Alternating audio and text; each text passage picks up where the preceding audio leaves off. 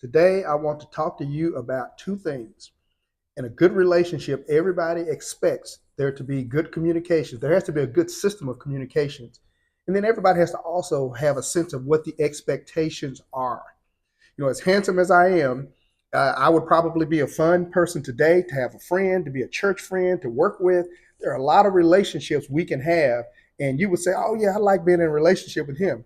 But if you wanted to be my wife, there are expectations. So not everybody's going to sign up for that. And there are ladies out there, I know you're listening to me and you're saying the same thing. Just because I'm fun in this scenario, I'm fun in this environment, I'm fun in the context of this relationship, friendship, it's totally different thing when we talk about being in a closer relationship like marriage. And so Jesus is the same way. A lot of people want to date Jesus, and we in our workplace and church lives and family lives, we throw his name out, toss his name out. We like to date him, but how many of us are really willing to be married to him? Because he has expectations. Let's talk about some of those expectations. First of all, in John 14, verses 12 through 17, he says, He that believes on me, the works that I do shall he do also, and greater works than these shall he do, because I go to the Father. And he also says, I'm going to ask that the Father send you another helper, because I expect you to do the works that I did, and greater works than the ones that I did. Companion scripture in Mark chapter 16, verse 15 and 18, he talks about us going into the world and preaching the gospel throughout the world. And in the course of doing that, there are some things we're supposed to do. We're supposed to have certain signs that follow us. And so what he does is he gives us time now. He gives us warning now. He even sows seeds into our lives now so that we can get ourselves in the right framework, right mindset, even right lane of relationships and friendships, even church and other relationships, so that we can fulfill his expectations. He has expectations of us. And so we can use this time to get in the right relationships that will help us at work, at home, to be who he expects us to be at work and at home. He's just as interested as you are in there being performance and fruits, there being results, there being success, there being an increase in your stature. And he has a way to get that done.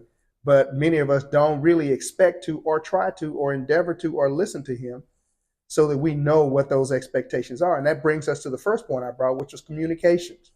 We have to have effective communications. I know people who are in relationships, and I got a call a couple of days ago about somebody who's in a relationship, but there is no communication. There's only communication coming from one source.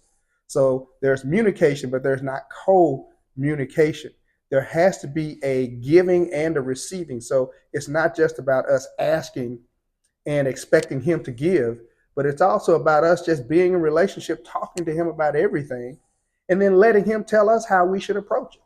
Maybe last time the right way to approach that person who was late in your department was to do X, but maybe this time it's more appropriate to do Y, because he's doing things in that person's life as well. And you both have a responsibility to the company, your employer, but he is able to accomplish not only his purposes, but also to allow you and even cause you to be a blessing to your employer. And the last thing we want to do is to get down to the very end and say, but Jesus, we did all these things for you, and I went to church and I went to Bible study and I did this and I accomplished this and I gave. And he says, you didn't consult with me. You didn't depend on me. You didn't ask me. You didn't need me. You did all those things on your own. You didn't do anything by faith. You did a whole lot of natural. I didn't have much room to put any super on top of it because you had it all covered. And so we need to stay in touch with him, consult with him often, daily, hourly.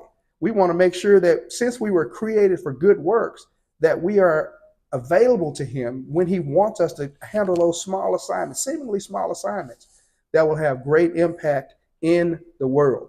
He ultimately wants us to become those who are in communication with him, who know his expectations, who become world overcomers, who become overcomers of situations and circumstances that burden people's lives, that, the things that hold people back. We're the people who are bringing liberation. He has anointed us to preach the gospel to the poor and to set at liberty those who are captives.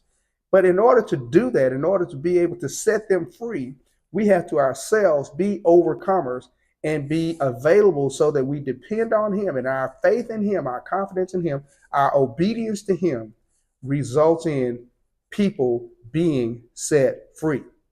Again, he has high expectations for you. The Father does as well. He expects you not only to do the things that he did, but greater things. He's expecting you to be in touch with him because communication is the basis of your relationship with him, basis of life. Become an overcomer. The word tells you that we have to do the works that he did and greater works. And that's the truth, the whole truth, and nothing but the truth. May God bless you.